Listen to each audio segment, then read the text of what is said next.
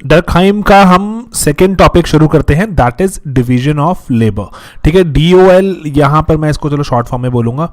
ये एक बहुत ही इंपॉर्टेंट टॉपिक है और ये बार बार एग्जाम्स में पूछा जाता है, इस साल भी पूछा गया है। तो DOL को थोड़ा ढंग से समझना, बेसिक टॉपिक है। देखो डर्कहाइम के सारे टॉपिक्स बहुत ही आसान है। और डिवीजन ऑफ लेबर आपको पता है, जैसे लेबर को डिवाइड कर दिया कि ना, जैसे आपको मैंने पहले बताया था लेबर को डिवाइड कर दें अगर, कि एक बड़ी एक्टिविटी को छोटे छोटे टुकड़ों में तोड़ दें एंड ये काम कोई और कर रहा है, ये काम कोई और कर रहा है, तो उसको डिवीजन ऑफ लेबर कहा जाता है। तो डर्कहाइम कह रहे हैं कि ये इकोनॉमिक कॉन्सेप्ट नहीं है, this is not an economic concept. ये कॉन्सेप्ट कौन सा कॉन्सेप्ट है? ये सोशल कॉन्सेप्ट है। डर्कहाइम का यही आइडिया है। मैं आपको पहले बताया डर्कहाइम की बेसिक सी आइडियोलॉजी एक फीचर है, दैट इज कि हर एक चीज को सोशोलॉजी में ले आना, सोशोलॉजी के दायरे में ले आना। तो सोशल बताया कि डिवीजन ऑफ लेबर भी सोशल है। आप जैसे इमेजिन करके देखो, आप अगर इंडिया का, अगर मैं आपको कास्ट सिस्टम के बारे में बताऊं, कास्ट सिस्टम भी तो कहीं ना कहीं जो हमारे देश में था, जो वर्ना सिस्टम, वो भी डिवीजन ऑफ लेबर पे बेस्ड था कि लेट्स से ब्राह्मण्स को कुछ काम दिया हुआ था, देन क्षत्रियास को, देन वैश्यस को, एंड देन उसके बाद शूद्रस को। ठीक है, सभी के काम डिवाइडेड थे, डिवीजन ऑफ लेबर की हुई थी। आप अपने घर में इमेजिन करो, अपने घर में फैमिली में लेट्स से फादर का कुछ रिस्पॉन्सिबिलिटी है, let's say to earn money, mother की स्टैंडर्ड, जैसे अगर हम स्टीरियोटिपिकल डेफिनेशन ले रहे हैं कि रिस्पॉन्सिबिलिटी होती है बच्चों को पालना लेट्स से, या फिर घर का खाना वगैरह बनाना, स्टीरियोटिपिकल डेफिनेशन। तो ऐसे ही कुछ कुछ काम divided and division of labour, इसे डर्कहाइम बोलते हैं कि सोशल कॉन्सेप्ट है, समाज में ये हर जगह नजर आता है। एंड इकोनॉमी ने तो, इकोनॉमिस्ट जो थे या फिर जो फैक्ट्री वाले जो थे, उन्होंने तो सिर्फ अपना लिया इसको, समाज में देखा होते हुए बस इसको अपना लिया। तो इसलिए बोलते हैं कि, इसलिए अगेन मैं रिपीट करता हूँ कि वो क्या बोलेगा डर्कहाइम सेज, एक पहले हटा देते हैं इसको। डर्कहाइम क्या बोल रहा है कि division of labour is a social fact, कि ये एक सोशल फैक्ट है, ये तो है ही है, हर जगह ही समाज में अवेलेबल है, दिखता है हमें। ठीक है, कोई ये इकोनॉमिक फैक्ट नहीं है, सोशल फैक्ट है। ठीक है बात ये, ओके। अब DOL की यहाँ पे जब शुरुआत करते हैं, डर्कहाइम एक बहुत ही अच्छी यहाँ पे एक सवाल आपके सामने प्रेजेंट करता है और उस सवाल से ही आगे कहानी बढ़ाएंगे। वो कह रहे हैं कि जैसे जो मॉडर्न सोसाइटी है, जो हमारी आजकल की सोसाइटी है, जब वो लिख रहे हैं 1900 समथिंग में, वो कह रहे हैं वो हेट्रोजेनस है। हेट्रोजेनस मतलब सभी लोग अलग अलग हैं, होमोजेनस मतलब सब सेम है, हेट्रोजेनस मतलब सब बहुत अलग अलग हैं। वो कह रहे हैं कि सोसाइटी बहुत ही कॉम्प्लेक्स है, डिफरेंशिएशन मिलती है कि कोई लेट्स से, अगर आप देखो सिंपल डिफरेंशिएशन का मतलब क्या होता है, लेट्स से एक छोटी छोटी चीज़ों को भी बहुत ज़्यादा तोड़ दिया जाए। जैसे लेट्स से डॉक्टर, पहले क्या होता है, कोई वैद्य जी होते हैं, वैद्य जी सभी काम करते हैं, पैर टूट गया, पेट में दर्द, सर में दर्द, वैद्य जी सब कर रहे हैं। अभी अलग होता है, अच्छा ये न्यूरो स्पेशलिस्ट है, ये हार्ट स्पेशलिस्ट है, ये लेट्स से ऑर्थोपेडिक है, और ये बच्चों का डॉक्टर, ये गायनी है ना। ऐसे डॉक्टर भी कितनी वैरायटी आ गई है। उसमें भी लेट्स से अगर बात करो आगे, अच्छा ये सिंपल अगर ये हार्ट का डॉक्टर है तो उसमें भी कि ये सर्जरी करता है, ठीक है, ये जनरल, दूसरा वाला कुछ और। तो डिफरेंशिएशन बढ़ती ही जा रही है। अगर आप सिंपल इमेजिन करके देखो, differentiation is found everywhere, heterogeneity increase हो रही है, कॉम्प्लेक्सिटी इंक्रीज हो रही है एंड डिफरेंशिएशन बढ़ती जा रही है। तो डर्कहाइम यहाँ पे आपसे सवाल पूछता है कि what holds the society together, फिर सोसाइटी आपस में जुड़ी कैसे हुई है। तो इसी सवाल का आंसर करते हुए वो कॉन्सेप्ट निकाल देंगे किसका, डिवीजन ऑफ लेबर का। ठीक है, कि सोसाइटी कैसे जुड़ी हुई है, कि सभी लोग अगर अलग अलग हैं, इतनी कॉम्प्लेक्स हैं, चीज़ें एकदम टूट चुकी हैं, तो लोग जुड़े कैसे हुए आपस में। तो थोड़ा कहते हैं हर एक चीज़ के लिए, अगेन यहाँ पे अब डर्कहाइम का आपको एक एंगल समझ आएगा कि डर्कहाइम हर चीज़ को इतिहास में जाके चाहता है जानना कि उसका हिस्ट्री में क्या ताल्लुकात है, हिस्ट्री में क्या रिलेशन था, उससे चीज़ आज कैसे पहुँच गई। देखो मैं आपको अगर बताऊँ क्विकली, तो डर्कहाइम का एक सिंपल जो चीज़ क्या है, डर्कहाइम कहते हैं कि ना कि जो आज अगर हम जो प्रेजेंट में जो हम चीज़ देख रहे हैं, उसको देख के हम नहीं बता सकते कि उसका कॉज क्या था। जो प्रेजेंट में जो चीज़ दिख रही है उसको देख के हम कॉज नहीं बता सकते ये चीज़ क्यों आई थी। अगर आपको कॉज जानना है तो you will have to go back into history, you will have to go back into past, और पास्ट में जाके आपको एक्सप्लोर करना पड़ेगा कि क्यों ऐसा हुआ होगा। रिलीजन का हम थ्योरी पढ़ेंगे, आप वहाँ पे जाके फिर देखना, वो कहेंगे कि रिलीजन जो आप आज देखते हो चर्च वगैरह, वहाँ देख के आप नहीं बता सकते रिलीजन क्यों आया होगा। आपको रिलीजन जानना है, you will have to go back into history, you will have to go back into past. ठीक है, ओके। DOL में भी वही बात करते हैं कि अगर इतिहास में झांक कर देखें, प्रिमिटिव जो सोसाइटीज़ थी हमारी, जो पुरानी सोसाइटीज़ थी, वो वहाँ पर लोग इकट्ठे क्यों रहते थे, वहाँ पर दे वर हेल्ड टुगेदर, वहाँ पर इकट्ठे क्यों रहते थे, क्योंकि वहाँ पे लाइकनेस थी, सभी एक जैसे ही हैं, नॉर्म्स काफ़ी सिमिलर हैं, वैल्यूज़ काफ़ी सिमिलर हैं। अभी जो डर्कहाइम जहाँ पे रह रहा है, जिस फ्रेंच सोसाइटी में, Durkheim is a French sociologist, ठीक है, वो कह रहे हैं कि यहाँ पर तो नॉर्म्स सिमिलर नहीं है, वैल्यूज़ भी सिमिलर नहीं है, इतने तरह प्रांत के लोग आके रहते हैं यहाँ पर, कोई ज्यू है, कोई क्रिश्चियन है, कोई मुस्लिम है, कह रहा वैल्यूज़ भी सिमिलर नहीं है। तो आज के ज़माने में इसलिए he puts a question here कि लोग इकट्ठे क्यों रहते हैं फिर, कि सोसाइटी टूट क्यों नहीं जाती। तो और इसलिए वो बोलते हैं कि पहले ज़माने में जाके देखें, वहाँ तो नॉर्म्स के कारण, वैल्यूज़ के कारण, कि लोगों में इतनी वैल्यूज़ डिफ्रेंशिएटेड नहीं थी, सभी में सिमिलर वैल्यूज़ हुआ करती थी, लाइक देवर ऑल अलाइक। तो इसलिए सोसाइटी इकट्ठी रहती है। इसका नाम याद रखना आपने, इस सॉलिडारिटी का, जो लोग इकट्ठे रहते हैं उसको क्या बोलता है वो, मैकेनिकल सॉलिडारिटी। कि ये मैकेनिकल सॉलिडारिटी थी उस वक्त, ठीक है। ये वक्त बिल्कुल वर्ड मत भूलना, मैकेनिकल मतलब थोड़ा देखो ऐसे मैकेनिकल सा है कि रहना पड़ेगा साथ में, कि कुछ हो नहीं सकता। मैकेनिकल जैसे होता है ना कि गियर से गियर बंधा होता है, ऐसे ही चीज़ें आपस में बंधी हुई हैं, कि मैकेनिकल सॉलिडारिटी है। लेकिन अब आगे बोलता है कि आगे क्या हुआ, जैसे जैसे वक्त बढ़ा, प्रिमिटिव सोसाइटीज़ थी, इनकी आबादी बढ़ी, पॉपुलेशन इंक्रीज़ हुई, एंड पॉपुलेशन इंक्रीज़ हुई। अब जो सेम काम करने वाले बहुत सारे लोग आ गए। लेट्स से कोई कपड़े सिलने वाला इंसान है या कुछ और कुछ बना रहा है, तो वो सेम काम करने वाले बहुत सारे लोग आ गए।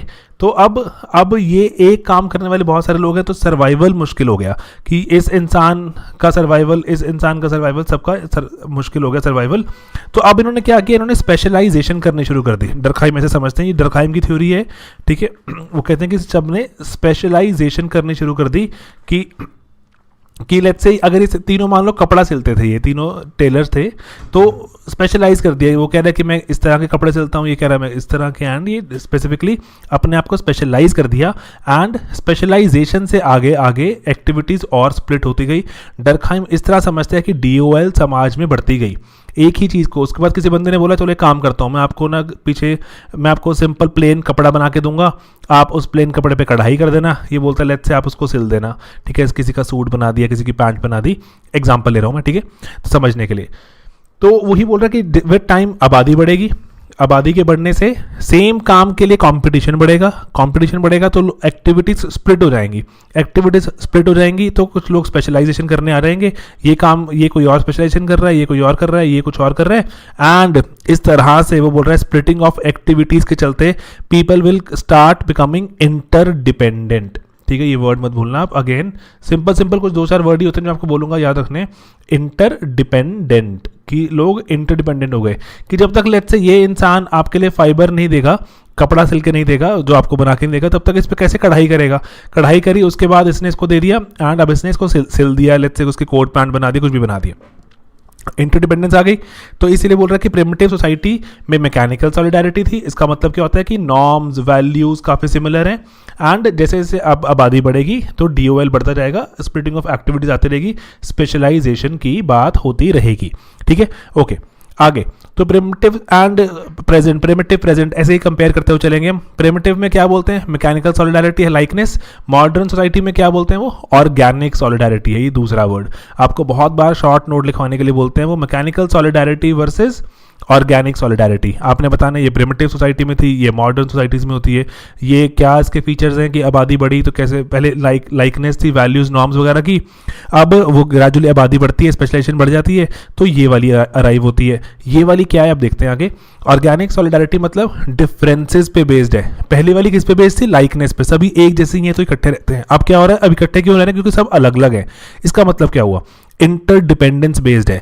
इंटरडिपेंडेंस, आपने सिंपल से एक चीज़ इमेजिन करो, जैसे लेट्स से आप सब लोग स्टूडेंट हो, आप सब लोग पढ़ाई कर रहे हो, तो ठीक है, majorly most of the time तो आप पढ़ ही रहे होते हो। सर्वाइव कैसे कर रहे हो फिर, खाना कहाँ से आ रहा है, खाना कोई और बना के दे रहा है। अच्छा, पैसे कहाँ से कमा के फीस भर रहे हो, कुछ कर रहे हो, पैसे कहीं और से आ रहे हैं। अच्छा, कंटेंट कौन क्रिएट कर रहा है आपके लिए, टीचर कोई और है ना। टेस्ट कौन चेक कर रहा है, टेस्ट कोई लेट्स से कोई और चेक कर रहा है, कुछ भी, है ना।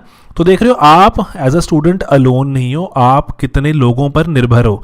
और जो ये तो आपको लोग दिख रहे हैं अपनी ज़िंदगी में, ऐसे कितने सारे लोग हैं जो आपको दिखते ही नहीं। जैसे फॉर एग्जांपल घर में लाइट जल रही है आपकी, बिजली आप खुद बना रहे हो, नहीं कोई और बना रहा है। रोड्स यूज़ कर रहे हो, हाँ बिल्कुल यूज़ कर रहे हैं, etcetera lot of other things. तो इसीलिए बोलते हैं कि समाज में लोग अलग अलग काम करते जाएंगे, डिफरेंसेस बढ़ते जाएंगे, उतना ही वो इंटरडिपेंडेंट भी होते जाएंगे। क्योंकि वो बोलता है डरखाइम कि अगर अलग काम करना है, अगर स्पेशलाइजेशन वाला कोई काम करना है, स्पेशलाइजेशन वाला जो काम करने के लिए it requires a lot of skill. एक तो पहली बात उसमें स्पेशलाइज स्किल चाहिए एंड उसमें अलग से टाइम चाहिए। दोनों ही अगर आपको चाहिए तो आपको किसी और पर निर्भर होना पड़ेगा अपनी बाकी ज़रूरतों के लिए। तो बाकी ज़रूरतों के लिए पूरा अगर पढ़नी है आपने तो औरों पर निर्भर होना पड़ेगा। इसीलिए उसी को वो क्या बोलता है, इंटरडिपेंडेंस वाली सॉलिडारिटी को ऑर्गेनिक। ऑर्गेनिक मतलब कि अपने आप से निकलता है ये, अपने आप से आप किसी और पे डिपेंडेंट होना चाहोगे, अपने आप ही आप किसी और से जुड़ना चाहोगे, ठीक है। And that is according to Durkheim is keeping the society together, DOL, ठीक है। तो बोल रहे हैं कि मॉडर्न सोसाइटी में कलेक्टिव कॉन्शियस बहुत लो होती है। कलेक्टिव कॉन्शियस अच्छा वर्ड होता है, सोचोगा, इसको याद रखने की ट्राई करना। कलेक्टिव कॉन्शियस मतलब कि सभी लोग एक तरह नहीं सोचते। कलेक्टिव कॉन्शियस होता है कि एक तरह का सोचना, एक तरह की विचारधारा, कि एक तरह की विचारधारा कहते हैं, लेकिन एक तरह की विचारधारा नहीं होती मॉडर्न सोसाइटी में। एंड इसीलिए इंडिविजुअलिटी बहुत ही इंक्रीज्ड है, बहुत ही बढ़ी हुई है। और इसीलिए जो डिवीजन ऑफ लेबर है, ये डिवीजन ऑफ लेबर ही आपकी फंक्शनल इंटरडिपेंडेंस मेंटेन रखती है। फंक्शनल इंटरडिपेंडेंस मतलब कि कोई आपके लिए कोई और फंक्शन कर रहा है, कोई इंसान आपके लिए कोई और फंक्शन कर रहा है, आप उन दोनों पे निर्भर हो जाओगे, दोनों तीनों पांचों जो भी होगा। ये कॉन्सेप्ट समझ गए आप, ठीक है। और इसीलिए बोला सोसाइटी इकट्ठी रहेगी, बाइंडिंग द सोसाइटी टुगेदर। तो ये DOL का कॉन्सेप्ट प्रिमिटिव में इंडिविजुअल कॉन्शियस, सोसाइटल कॉन्शियस एक ही बात है। कॉन्शियस मतलब क्या होता है, विवेक आपका, जो आपकी जो सोचते हो, जो विचारधारा कि ये अच्छी बात, ये बुरी बात, वैल्यू सिस्टम, बहुत कुछ जुड़ा हुआ है ना। एथिक्स के लेक्चर में पढ़ते हैं हम कॉन्शियस क्या होती है। तो अब वो बोल रहा है कि प्रिमिटिव सोसाइटी में जो समाज सोच रहा है वही इंडिविजुअल सोच रहा है। इंडिविजुअल अपने आप के बारे में कुछ नहीं सोचता, सब कुछ ही समाज के लिए हो रहा है कि। और ऐसे प्रिमिटिव सोसाइटी को आप ट्रेडिशनल सोसाइटी भी बोल सकते हो। तो डरखाइम ये बोलता है कि जैसे जो ट्रेडिशनल सोसाइटीज़ होंगी वहाँ पर लोग अपनी सोसाइटी के लिए मरने मिटने को तैयार होंगे।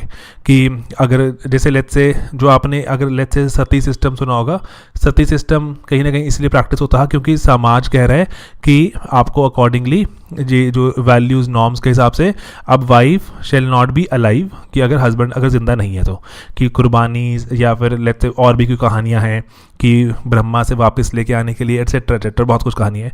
दैट अपार्ट सत्य सिस्टम की अगर बात करें तो वो क्या सिस्टम है कि आप समाज आपको कह रहा है, सोसाइटी आपको कॉन्शियस कह रही है कि इंडिविजुअल को जिंदा नहीं रहना चाहिए, तो ऐसा होता है, इंडिविजुअल को वहाँ पर मार दिया जाता है। तो एंड उसके बाद लेट्स से कास्ट सिस्टम की बात करें, ये सब एग्जांपल हमने कोट करने पेपर में, तभी बता रहा हूँ आपको मैं। तो कास्ट सिस्टम बोलता है कि अच्छा कि इस कास्ट के लोग, ये वाले कास्ट के लोग ये काम करेंगे, ये लोग कास्ट के लोग ऐसे होते हैं, वो कास्ट के लोग ऐसे होते हैं। तो कास्ट सिस्टम सोसाइटी आपको बता रही है ऐसा होता है। तो इंडिविजुअल अगर उसमें मानना शुरू कर दे, इंडिविजुअली बोले हाँ अच्छा ये अगर मैं मेरी कास्ट लेट्स से मेरी कास्ट अगर जो वैश्य कास्ट है तो मुझे ट्रेड ही करना चाहिए, और अकॉर्डिंगली घर वाले प्रेशराइज कर रहे हैं, कुछ भी कर रहे हैं, तो आप क्या हो, आप ट्रेडिशनल सोसाइटी का पार्ट हो, ठीक है, जहाँ पे societal conscious is taking over individual conscious, ठीक है। मॉडर्न सोसाइटी में डरखाइम क्या बोलता है कि individual conscious is not equal to societal conscious, ये अलग अलग है। एंड यहाँ पर बहुत ही ज़बरदस्त कोट लिखते हैं वो, ही rights individual while becoming autonomous, कि अब आज़ाद होता जा रहा है वो, सोसाइटी की बात से कोई खास निर्भर नहीं है, ठीक है, सोसाइटीज़ की बातों से, कॉन्शियस से आज़ाद हो गया, ऑटोनमस हो गया, but comes to depend more heavily on society. क्यों? क्योंकि उसको अपना अगर स्पेशलाइजेशन अपनी डिवीजन ऑफ लेबर में जो जॉब मिली है उसे अगर पूरी करनी है तो बाकियों को पर निर्भर होना पड़ेगा, क्योंकि उसके बाकी काम जो होंगे ज़िंदगी में, लेट्स से खाना उगाने के लिए अब वो खेत में नहीं जाएगा ना, किसान पर निर्भर हो जाएगा, कपड़ा बनाने के लिए वो खुद टेलर नहीं बन जाएगा, टेलर पर निर्भर हो जाएगा, बिजली बनाने के लिए ऐसा नहीं होगा ना खुद अपना पावर प्लांट लगाएगा घर पर, तो बिजली विभाग पर निर्भर हो गया, सरकार चलाने के लिए किसी और इंसान पर निर्भर हो गया, है ना, सब कुछ पर निर्भरता होती जा रही है, डिपेंडेंसी आती जा रही है। तो इसीलिए बोल रहे हैं individual while becoming autonomous comes to depend more heavily on society. And ये कहाँ पे होगा? मॉडर्न सोसाइटीज़ में, क्योंकि इंडिविजुअल अलग होना चाहता है और इसको अलग होकर बाकी अगर सभी काम पूरे चाहिए अपने स्पेशलाइज्ड काम, तो औरों पर डिपेंडेंसी आएगी ही आएगी, ठीक है। तो अब वो DOL सोशल फैक्ट कैसे बन जाता है? फिर आपको सवाल बहुत बार पूछते हैं कि DOL as a social fact, short note लिखो, तो आपको बताना है सोशल फैक्ट के जो फीचर्स आपको बताए थे मैंने, एक्सटर्नल होता है, कॉन्स्ट्रेंट, जनरलिटी एंड उसके बाद इंडिपेंडेंस एटसेट्रा। आपने उन्हीं पे पैमानों पे दिखाना है कि कोई सी भी चीज़ को आपको पूछें XYZ as a social fact, आपने वो कैरेक्टरिस्टिक उठाने बताने शुरू कर देने, देखो ये सब कैरेक्टरिस्टिक दिखते हैं, एक्सटर्नल है, मैं मानूँ या ना मानूँ, हो रहा है ये, है ना, ओके। तो एग्जिस्ट एवरीवेयर, जैसे फैमिली, रिलीजन, हर तरफ एग्जिस्ट करते हैं। सोई जेनरस, ये डर्कहाइम के कुछ खास वर्ड हैं, यहाँ पर डालने। सोई जेनरस मतलब ऑटोमेटिकली, खुद से ही। जेनरस का वर्ड क्या होता है, मतलब इवॉल्व होना, खुद से पैदा होना। तो कह रहे हैं कि जो DOL खुद से ही बन जाती है समाज में। आप कहीं भी जाते हो अपने आप ही देखते हो आप, काम जो बढ़ जाता है कि थोड़ा काम आप कर लो, थोड़ा काम आप कर लो। And with time society evolve भी होती रहती है। सोसाइटी जैसे बदलती है, पहले हमने देखा जो पहले वाली DOL कौन सी थी, मैकेनिकल DOL, उसके बाद बदल के कौन सी हो गई, ऑर्गेनिक हो गई। तो इवॉल्व हुई विद टाइम, विद सोसाइटी, लेकिन DOL तो रही। एंड उसके बाद ये इंटीग्रेट भी करती है लोगों को जोड़ती भी है, क्योंकि इंटरडिपेंडेंस है। आपको पता ही है कि इंटरडिपेंडेंस जब आएगी तो सोसाइटी इंटीग्रेटेड भी रहेगी। इसीलिए ये सोशल फैक्ट का एक और हमें यहाँ पे प्रूफ मिलता है। ठीक है, ओके, हमें सिर्फ वहाँ पे पॉइंट प्रूव करने हैं। लेकिन डर्कहाइम यहाँ ही नहीं रुकते। डर्कहाइम एबनॉर्मल फॉर्म भी बताते हैं कि DOL गलत भी हो सकती है, DOL एबनॉर्मल भी हो सकती है ना। नॉर्मल तो कहते हो ही सकती है, लेकिन एबनॉर्मल मतलब कि सही नहीं दिख रही, DOL कुछ गलत हो गई। इसके 3 टाइप बताएंगे जो, और वो जानने कहते हैं ज़रूरी क्यों है कि एबनॉर्मल फॉर्म जाननी इंपॉर्टेंट क्यों है, क्योंकि अगर आपको एबनॉर्मल पता होगी ना, तभी आप अप्रिशिएट कर पाओगे, तभी आप इंपॉर्टेंस समझ पाओगे नॉर्मल फॉर्म की, कि नॉर्मल DOL कितनी ज़रूरी है। ठीक है, ओके। पहले बोलते हैं एनॉमिक। एनॉमिक थोड़ा खास वर्ड है हमारे डर्कहाइम जी का। एनॉमिक का मतलब है कि जनरली आप ऐसे याद कर सकते हो कि नॉर्म्स होते हैं, नॉर्म्स को अगर मैं पालन ना करूं तो ए नॉर्म्स हो जाएंगे। तो एनॉमिक का मतलब भी वर्ड इसी से निकला है कि जब आप नॉर्म्स फॉलो नहीं करते, नॉमिक फॉलो नहीं करोगे तो एनॉमिक हो जाओगे आप। ठीक है, तो जैसे लेट्स से नॉर्म है कि एक, अब जो पुलिस अधिकारी है या फिर जो लेट्स से कोई ब्यूरोक्रेट है, उसको करप्ट नहीं होना, ये होना चाहिए आइडियली। जब लेट्स से ब्यूरोक्रेसी बनी होगी, किसी को जॉब दी होगी, आपका काम ये सब समथिंग, ठीक है, आप एग्रीकल्चर का काम देखोगे, इरीगेशन का काम देखोगे, आप देखोगे सड़कों का काम, तो काम बंटे तभी एक काम करेगा दूसरे का, तभी चलेगा काम, है ना। एग्रीकल्चर में अगर इरिगेशन ही नहीं हो रही, सीड्स वाले डिपार्टमेंट का क्या फ़ायदा। तो एक दूसरे पर इंटरडिपेंडेंस है। लेकिन एक करप्ट हो गया, इसमें करप्ट हो गया, मैं तो काम नहीं करता, पैसे जब तक नहीं आएंगे, करप्ट हो गया, DOL खराब हो गई। तो इसीलिए people norm when they do not follow norms, for example because of corruption या फिर बिकॉज ऑफ एनीथिंग एल्स, तो वो एनॉमिक हो जाती है, DOL खराब हो जाती है आपकी। ठीक है, एंड देन इनएडिक्वेट ऑर्गेनाइजेशन। मान लो कि कोई काम था, लेट्स से हम अपने स्लीपी क्लासेस में विटनेस करते हैं, आप यहाँ और बेटर समझ पाएंगे कि हमें अगर लेट्स से किसी भी क्लासेस में, कोचिंग सेंटर में लेट्स से चले गए आप, वहाँ पे 5 इंपॉर्टेंट सब्जेक्ट हैं, 5 इंपॉर्टेंट सब्जेक्ट के 5 टीचर चाहिए आपको, 5 टीचर चाहिए। लेकिन आपने बोला कि नहीं कोई बात नहीं, हम 3 से काम चला लेंगे, हम ये 5 बड़े बड़े सब्जेक्ट्स जो हैं हम ये 3 लोग ही पढ़ा देंगे। तो नहीं हो पा रहा ना, वो कभी ये छूट जाता है तो कभी ये छूट जाता है ना, यही चलता रहता है बस। तो इसको बोलते हैं इनएडिक्वेट ऑर्गेनाइजेशन, कि आपको ऑर्गेनाइज नहीं करना आ रहा ठीक से, आपने इनएडिक्वेट प्लानिंग करिए। और इसको भी DOL एबनॉर्मल फॉर्म में मानता है डर्कहाइम। तो ओवरबर्डन कर दिया खुद को, ठीक है। इससे कॉन्फ्लिक्ट भी बढ़ जाते हैं कि वो बोलता है तुमने नहीं किया, अगर तुमने नहीं किया तो DOL में कह रहा है कि DOL में तकरार बढ़ जाएंगे, डिवीजन ऑफ लेबर में, it will cause a lot of conflicts. Then आता है फोर्स्ड DOL, जबरदस्ती की I'm sorry। तो फोर्स्ड DOL में क्या होता है कि किसी को जबरदस्ती काम सौंप दिया, जैसे इंडिया के कास्ट सिस्टम में। अगर जस्ट बिकॉज के लेट्स से आप कास्ट सिस्टम में पैदा हो गए, लेट्स से आप कास्ट सिस्टम में क्या थे, ब्राह्मण, क्षत्रिय, वैश्य एंड शूद्र, ठीक है। मान लो कि वैश्य कम्युनिटी का इंसान है, वो कह रहा है कि जनरली ट्रेडिंग कम्युनिटी होती है, वैश्य कम्युनिटी ट्रेडिंग कम्युनिटी, वो कह रहा है मुझे ट्रेडर नहीं बनना, मुझे लेट्स से बनना है एक वॉरियर। वो कह रहे नहीं, आप बन ही नहीं सकते, अलाउड ही नहीं है, तो सिस्टम में अलाउड ही नहीं था पहले, तो इसलिए फोर्स कर दिया कि आप तो ट्रेडिंग ही करोगे। फोर्स्ड DOL करे, वो जो ट्रेडर बन भी जाएगा तो वो नॉर्म्स फॉलो नहीं करेगा, जनरली नॉर्म्स फॉलो नहीं करेगा, या फिर कॉन्फ्लिक्ट कॉज करेगा, कुछ भी हो सकता है। Forced DOL generally is an abnormal form of DOL। आप ये याद रखना, जैसे कास्ट सिस्टम इंडिया का बहुत ही प्राइम एग्जाम्पल है। अब और डर्कहाइम सिर्फ और सिर्फ ये आपको एबनॉर्मल फॉर्म बताकर नहीं छुट्टी करना चाहते। डर्कहाइम कह रहे हैं कि वे हेड भी देखो कि एबनॉर्मलिटी से छुट्टी कैसे मिल सकती है, हमें एबनॉर्मलिटी से हमें कैसे निजात मिल सकती है। वो बोलते हैं कि कुछ नहीं करना, आपको एसोसिएशंस बनानी है। बहुत ही आसान तरीका बताते हैं, वो कह रहे हैं कि प्रोफेशनल एसोसिएशन। अगर आपने पॉलिटी के हमारे लेक्चर लगाए, पॉलिटी मतलब जो चैप्टर 7 था हमारा, पॉलिटिक्स एंड सोसाइटी, उसमें मैंने आपको बताया था डर्कहाइम का। वो बोलते हैं कि एसोसिएशंस बनानी है आपने, एसोसिएशंस ही गाइड करेंगी कि कैसे इस बंदे को काम कैसे करना चाहिए। फॉर एग्जांपल लेट्स से कि हमने टीचर्स की एसोसिएशन बना दी, है ना, टीचर्स की एसोसिएशन बना दी जो बताएगा कि एक आइडियल टीचर कैसा होना चाहिए, ये 10 पॉइंट 5 पॉइंट उसमें होने चाहिए। अगर नहीं है, अगर वो टीचर ये 5 पॉइंट फॉलो नहीं कर रहा तो उस पर कोई स्ट्रिक्ट एक्शन लिया जाएगा या उसको बोला जाएगा कि आप ठीक से काम करो। क्योंकि अगर आप अच्छा टीचर एक अच्छा काम नहीं करेगा, अगर टीचर ठीक से काम नहीं करेगा तो बच्चे ठीक से काम नहीं करेंगे and society gradually it will start to break down. तो इसीलिए वो डरखाइम यही सजेस्ट करता है कि हमें क्या करना है, by forming what professional associations.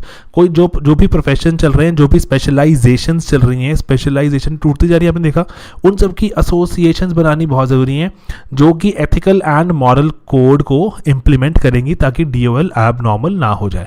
ठीक है, ये वाली बात थी हमारी। और ये बुक कौन सी में लिखते हैं, professional ethics and civic morals, मैंने आपको वहाँ भी बताया था। तो नेक्स्ट हमारा टॉपिक सुसाइड है। तो क्विकली यहाँ पर मैं आपको चाहता हूँ एक बार यहाँ पे रिवाइज करवा देना कि हमने क्या पढ़ा है अभी तक। तो DOL की हमने बात करी। DOL में वो एक सवाल प्रेजेंट करते हैं कि सोसाइटी हेट्रोजेनस है, कॉम्प्लेक्स है, डिफरेंशिएटेड है, मॉडर्न सोसाइटी तब भी कैसे जुड़ी हुई है। क्योंकि कहते हैं प्रिमिटिव सोसाइटी में तो लाइकनेस थी, नॉर्म्स वैल्यूज़ काफ़ी सेम थे, तो लोग जुड़े हुए थे, मैकेनिकल सॉलिडारिटी एग्जिस्ट करती थी। आजकल लोग क्यों जुड़े हुए हैं, तो हमने देखा कि आबादी बढ़ी, आबादी बढ़ने से एक ही काम के लिए कॉम्पिटिशन बढ़ा, स्पेशलाइजेशन आई तो एक दूसरे पर क्या आई, डिपेंडेंसी आई, एक्टिविटीज़ टूटती गई। ठीक है जी, यहाँ तक बात समझ आई। DOL बढ़ता गया। तो प्रिमिटिव सोसाइटी में हमने देखा कि लोग जुड़े हुए हैं क्योंकि लाइकनेस है। मॉडर्न सोसाइटी में क्या हुआ, डिफरेंसेस है कि कोई काम किसी के लिए कर रहा है, कोई काम किसी के लिए कर रहा है, इंटरडिपेंडेंस है, इसीलिए ऑर्गेनिक सॉलिडारिटी है। वो कहना कि लेकिन मॉडर्न सोसाइटी में कलेक्टिव कॉन्शियंस बहुत ही लो होती है कि एक कॉमन विचारधारा नहीं होती, कलेक्टिवली कोई नहीं सोचता, कॉन्शियंस जो है वो कलेक्टिव नहीं होती एंड इंडिविजुअलिटी हाई होती है। इसीलिए DOL इंटरडिपेंडेंस मेंटेन्ड रखती है। ठीक है ये बात, ओके, और सोसाइटी को बांध कर रखती है। देन आगे प्रिमिटिव सोसाइटी में बोलते हैं कि इंडिविजुअल कॉन्शियसनेस और सोसाइटल कॉन्शियस में कोई फर्क नहीं है। तो लेकिन मॉडर्न में फ़र्क है, अलग ये सेम नहीं मानता है डरखाइम। एंड डरखाइम बोलता है कि इंडिविजुअल ऑटोनमस तो होता जा रहा है लेकिन सोसाइटी पे और हेविली डिपेंडेंट हो रहा है क्योंकि DOL हो रही है, क्योंकि वहाँ पर स्पेशलाइजेशन आ रही है। तो DOL को सोशल फैक्ट कैसे प्रूव करता है, हर जगह एग्जिस्ट करती है, सोई जेनरिस है एंड पीपल को इंटीग्रेट करती है। बाकी आपको मैंने बताया, आप वो प्रीवियस सोशल फैक्ट वाला ECGI फ्रेमवर्क कहाँ लगा सकते हो। External to human being, constraint करती है कि अगर आपको काम समाज में, let's say if you are father, तो आपको you are suppose to earn for the family, है ना, अदरवाइज दिक्कत हो जाएगी। तो कॉन्स्टेंट कर दिया, आप कह रहे हो नहीं मुझे नहीं करना काम, मेरी वाइफ को लेगी, समाज एक्सेप्ट नहीं करेगा। ठीक है, okay. Then generality and then यहाँ पर इंडिपेंडेंस। ठीक है, और उसके बाद एबनॉर्मल फॉर्म देखिए हमने, जहाँ पर नॉर्मल फॉर्म को अप्रिशिएट करने के लिए वो कह रहे हैं एबनॉर्मल फॉर्म चाहिए, एनॉमिक होते, नॉर्म्स फॉलो नहीं करते, इनएडिक्वेट, किसी को ओवरबर्डन कर दिया, एंड फोर्स ड्यूअल, किसी का काम करने का मन नहीं था उसको तब भी वो काम करवाया, जैसे कास्ट सिस्टम। वे अहेड क्या बोलते हैं कि हमें एसोसिएशंस बनानी चाहिए जो एथिकल एंड मॉरल कोड्स को इंप्लीमेंट करेंगी। एंड कौन सी किताब में बोलते हैं वो, professional ethics and civic morals. तो ये छोटा सा टॉपिक था हमारा, इसका DOL का पेपर में बहुत बार पूछा जाता है, मैकेनिकल वर्सेस ऑर्गेनिक। इस पर आप और नोट्स बना सकते हैं, इग्नू में गिवन है, इग्नू से देख सकते हैं। हमारा नेक्स्ट टॉपिक होगा सुसाइड, जो डरखाइम का बहुत ही मोस्ट डिस्कस्ड टॉपिक है। सुसाइड एंड रिलीजन दोनों ही है वैसे, लेकिन सुसाइड पर जनरली सवाल बनते हैं तो थोड़े से स्पेसिफिक बनते हैं, रिलीजन पर भी स्पेसिफिक बनाए जाएंगे सवाल। तो हम करेंगे अगले वीडियो में, मिलते हैं जल्दी, थैंक यू।